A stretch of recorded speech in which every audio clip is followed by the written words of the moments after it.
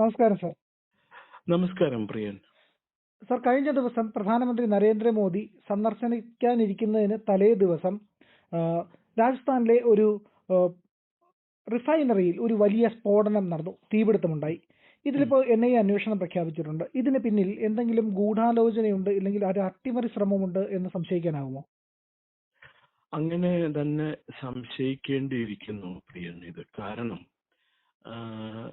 ഇപ്പോ ഇറാനില് ഏതാനും റിഫൈനറികൾക്കും അതുപോലെ തന്നെ എണ്ണ സംഭരണശാലകൾക്കും നേരെ US സൈന്യവും ഇസ്രായേൽ സൈന്യവും നടത്തിയ ആക്രമണങ്ങളെ കുറിച്ചിട്ട് പ്രിയൻ അറിയാമല്ലോ. അവർക്ക് വലിയ നഷ്ടമുണ്ടായി. അപ്പോ അതിന് പകരം വീട്ടാൻ വേണ്ടിയിട്ട് ഇറാൻ വിവിധ സ്ഥലങ്ങളിലുള്ള പെട്രോളിയം റിഫൈനറികൾക്ക് നേരെ ആക്രമണം വിടാനായിട്ടുള്ള സാധ്യതയുണ്ട്. അത് മാത്രമല്ല, ഇന്ത്യയെ സംബന്ധിച്ചിടത്തോളം പ്രധാനമന്ത്രി തന്നെ ഒരു കാര്യം പറഞ്ഞിട്ടുണ്ട്: ഇറാൻ അമേരിക്ക യുദ്ധം നീണ്ടു നിന്നാലും നമുക്ക് പ്രശ്നമൊന്നുമില്ല. അദ്ദേഹം പറഞ്ഞത് 75 ദിവസത്തോളം നമ്മുടെ രാജ്യത്തിന്റെ ആവശ്യങ്ങൾ നേരിടാനായിട്ടുള്ള പെട്രോളിയം സ്റ്റോക്ക്, അതല്ലെങ്കിൽ ഇന്ധന സ്റ്റോക്ക് നമ്മുടെ വിവിധ സ്ഥലങ്ങളിലുണ്ട്. നമുക്ക് ക്രിട്ടിക്കൽ സ്റ്റോറേജ് ഫെസിലിറ്റീസ് ഉണ്ട്. ആ ഫെസിലിറ്റീസ് മുഴുവനും പ്രവർത്തനക്ഷമമാണ്. അവിടെയെല്ലാം എണ്ണ സംഭരിച്ചിട്ടുണ്ടെന്നാണ് പറയുന്നത്. ഇതില് ഈ രാജസ്ഥാനിലെ റിഫൈനറിയിലുണ്ടായ തീപിടുത്തം ഇപ്പോൾ പറയുന്നത് അതൊരു അപകടമാണ്. ഹൈഡ്രോ കാർബൺ വസ്തു ലീക്ക് ചെയ്ത് അങ്ങനെ ഉണ്ടായ തീപിടുത്തമാണെന്നാണ് പറയുന്നത്. പക്ഷെ അങ്ങനെയൊക്കെയുള്ള ഒരു തീപിടുത്തം ഉണ്ടാവാനായിട്ടുള്ള സാധ്യത ഇന്ത്യയിൽ വളരെ കുറവാണ്. ഒന്നാമത്, ഇന്ത്യൻ റിഫൈനറികളെല്ലാം തന്നെ മികച്ച സുരക്ഷാ സംവിധാനവും വളരെയധികം സാങ്കേതിക മികവുമുള്ള റിഫൈനറികളാണ്. നമ്മളുടെ റിഫൈനറികളുടെ കഴിവ് മനസ്സിലാക്കിയിട്ടാണ് കഴിഞ്ഞ മാർച്ച് മാസത്തില് പ്രിയൻ ഓർക്കണില്ലേ, അമേരിക്ക നമ്മുടെ റിലയൻസ് പെട്രോ കെമിക്കലിന് അവരുടെ 50 വർഷത്തിനിടയിൽ, അമേരിക്കയുടെ ചരിത്രത്തിൽ 50 വർഷത്തിനിടയിൽ ആദ്യമായിട്ട് അവർ നിർമ്മിക്കുന്ന ഒരു റിഫൈനറിയുടെ കരാർ അവരെ ഏൽപ്പിച്ചേക്കുകയാണ്. അമേരിക്ക ഫസ്റ്റ് റിഫൈനിങ് എന്ന് പറഞ്ഞൊരു കമ്പനി. അത് വലിയ വാർത്തയായിരുന്നു. കേരളത്തിലെ മാധ്യമങ്ങൾ മുക്കിയത്. ഏതാണ്ട് $300 ബില്യൺ നിക്ഷേപം വേണ്ടി വന്ന കമ്പനിയാണ്, അതും ടെക്സാസിൽ. ആ റിഫൈനറിയുടെ പ്രധാന പാർട്ട്ണർ എന്ന് പറയുന്നത് റിലയൻസ് ആണ്. അത് അമേരിക്കൻ പ്രസിഡന്റ് തന്നെയാണ് അദ്ദേഹത്തിന്റെ പ്രസംഗത്തിൽ പറഞ്ഞത്. അപ്പൊ അത്രമാത്രം മികവുള്ളതാണ് ഇന്ത്യയിലെ റിഫൈനറികൾ. ഇപ്പൊ ഈ രാജസ്ഥാനിലെ റിഫൈനറി എന്ന് പറയുന്നത് ഹിന്ദുസ്ഥാൻ പെട്രോളിയം എന്ന് പറയുന്ന പൊതുമേഖലാ സ്ഥാപനവും രാജസ്ഥാൻ ഗവൺമെന്റും കൂടി സംയുക്ത സംരംഭമായി നടത്തുന്ന ഒരു റിഫൈനറിയാണ്. അതിന് 80,000 കോടി രൂപയാണ് അതിന്റെ ഇൻവെസ്റ്റ്മെന്റ്. അപ്പോ അത് മാത്രമല്ല, അതിൽ നിന്നുണ്ടാവുന്ന ഉൽപ്പന്നങ്ങൾ, എണ്ണ, പെട്രോൾ, ഡീസൽ, അതുപോലെ വ്യാവസായിക ആവശ്യങ്ങൾക്കുള്ള ഉൽപ്പന്നങ്ങൾ, അങ്ങനെ കണ്ടമാനം ഉൽപ്പന്നങ്ങൾ ഉണ്ടാവും. 2018 ഇതിന്റെ പ്രവർത്തനം ആരംഭിച്ചത്. പ്രധാനമന്ത്രി വന്നത് വരാനിരുന്നത് ഉദ്ഘാടനം ചെയ്യാൻ വേണ്ടിയിട്ടായിരുന്നു. അപ്പൊ ഇനിയിപ്പോ അതിന്റെ അന്വേഷണവും പിന്നെ അത് കഴിഞ്ഞത് വീണ്ടും പുനർനിർമ്മാണവും നടത്തി വരുമ്പോഴത്തേക്കും കുറെ അധികം ഡിലേ വരും, താമസം വരും ഇത് കമ്പനി പ്രവർത്തനക്ഷമമാവാനായിട്ട്. അപ്പൊ ഇതൊരു ഒറ്റപ്പെട്ട സംഭവമായിട്ട് കണക്കാക്കാൻ പറ്റൂല. കാരണം ഇതൊരു തീവ്രവാദ ആക്രമണമാണോ എന്ന് ചോദിച്ചാൽ രാജ്യത്ത് നടക്കുന്ന വിവിധ കാര്യങ്ങൾ നമ്മളൊന്ന് കണക്കിലെടുത്താൽ മതി. ഇപ്പൊ ഇന്ന് തന്നെ വടകരയിൽ നിന്നൊരു വാർത്ത കണ്ടു. അവിടെ ഒരു പാലത്തിന്റെ കീഴിലോ മറ്റോ സ്റ്റീൽ ബോംബുകൾ 3-4 ബാസ്ക്കറ്റിലായിട്ട് മണൽ നിറച്ച ബാസ്ക്കറ്റിൽ കുഴിച്ചിട്ടിരിക്കുന്നു. ഈ സ്റ്റീൽ ബോംബുകൾ സാധാരണ കേരളത്തിൽ സാധാരണക്കാർക്ക് ഇതിന്റെ ആവശ്യം ഉണ്ടാവാറില്ല. ഇതിനു മുമ്പും പലവട്ടം സ്റ്റീൽ ബോംബുകൾ കണ്ടെടുത്തിട്ടുണ്ട് കേരളത്തിൽ. അതിനെ കുറിച്ചിട്ടുള്ള അന്വേഷണ റിപ്പോർട്ടുകൾ ഒന്നും പുറത്തു വിട്ടിട്ടില്ല എന്നുള്ളതാണ് കൗതുകകരമായ ഒരു കാര്യം. എങ്ങനെ ഈ സ്റ്റീൽ ബോംബ് കേരളത്തിലെത്തി? അതൊന്ന്. പിന്നെ വേറൊന്ന്, ഈ നമ്മളുടെ രാജ്യത്ത് ഇപ്പോ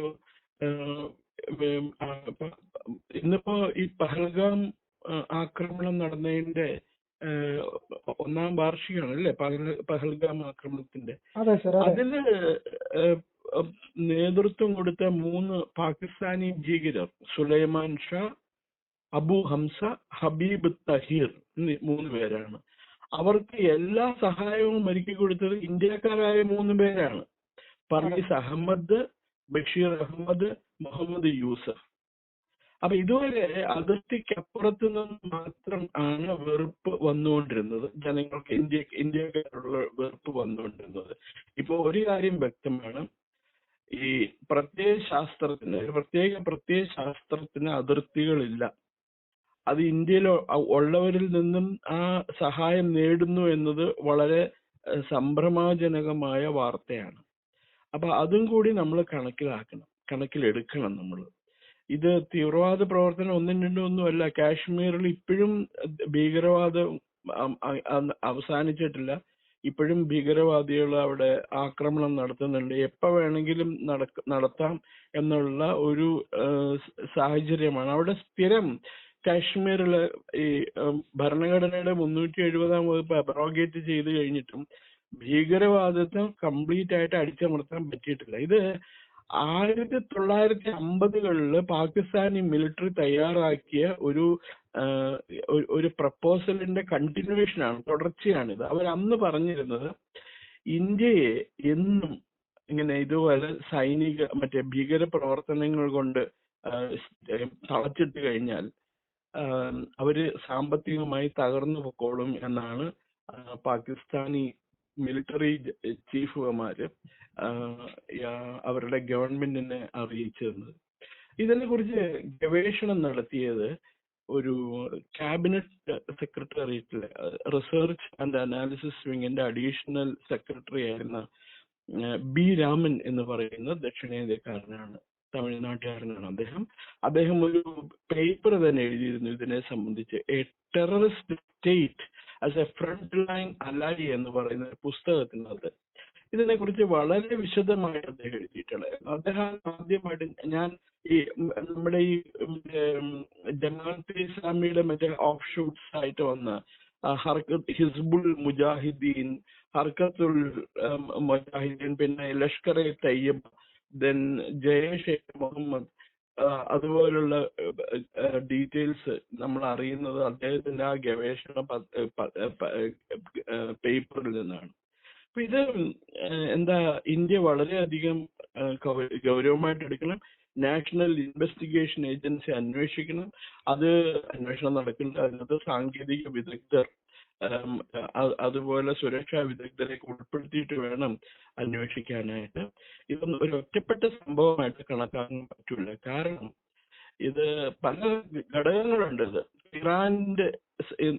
ഇറാനിൽ നടക്കുന്ന യുദ്ധത്തിനോടനുബന്ധിച്ചിട്ടാണ് ഈ അപകടങ്ങളും സംഭവങ്ങളും നടന്നത് എന്നത് ഒരു പ്രത്യേകതയാണ്. അപ്പോ ഇതിനകത്ത് എന്തൊക്കെയോ ഗൂഢാലോചനകളും ഉണ്ട്. പിന്നെ പൊതുവെ പാകിസ്ഥാനും ഇറാനും നല്ല ബന്ധത്തിലാണുള്ളത്. ഇറാൻ പാകിസ്ഥാനും കൂടി ചേർന്ന് കഴിഞ്ഞാൽ അവർ ഇന്ത്യക്കെതിരെ ആക്രമണം അഴിച്ചുവിടും. രഹസ്യമായിട്ടാണെങ്കിൽ ഇറാൻ അവരെ സഹായിക്കും, പാകിസ്ഥാനെ സഹായിക്കും എന്നുള്ളത് പകൽ പോലെ വ്യക്തമാണ്. വെറുതെ ഒന്നും പാകിസ്ഥാൻ ഇറാന് വേണ്ടിയിട്ട് ഈ മറ്റേ കൂട്ടിക്കൊടുപ്പിന്റെ പണി നടത്തൂലല്ലോ. അമേരിക്കയായിട്ട് സഖ്യം ഉണ്ടാക്കാനോ അതല്ലെങ്കിൽ അമേരിക്കയായിട്ട് സമാധാനം ഉണ്ടാക്കാനോ അവരിറങ്ങിത്തിരിക്കില്ല. അവരുടെ പ്രധാന ശത്രു എന്ന് പറയുന്നത് ഇന്ത്യയാണ്. ലോകത്ത് പാകിസ്ഥാൻ ഒരേ ഒരു ശത്രു ഉള്ളത് ഇന്ത്യയാണ്. ഇന്ത്യയെ ഇല്ലായ്മ ചെയ്യാൻ പാകിസ്ഥാനികൾക്കും പാകിസ്ഥാനിലെ അവരുടെ ഭീകരവാദികൾ മാത്രമല്ല, ഇന്ത്യയിലെ ഒരു നല്ലൊരു ശതമാനം ജനങ്ങൾ, അതിനകത്ത് ഈ മോഡറേറ്റ്സ് ഉണ്ട്, സെക്യുലറിറ്റ്സ് ഉണ്ട്, ലിബറൽസ് ഉണ്ട്, ഡെമോക്രാറ്റ്സ് ഉണ്ട്, ഇവരെല്ലാവരും അവരെ സപ്പോർട്ട് ചെയ്യുന്നുണ്ട്. ഇതിനെക്കുറിച്ചിട്ടാണ് അന്വേഷിക്കേണ്ടത്.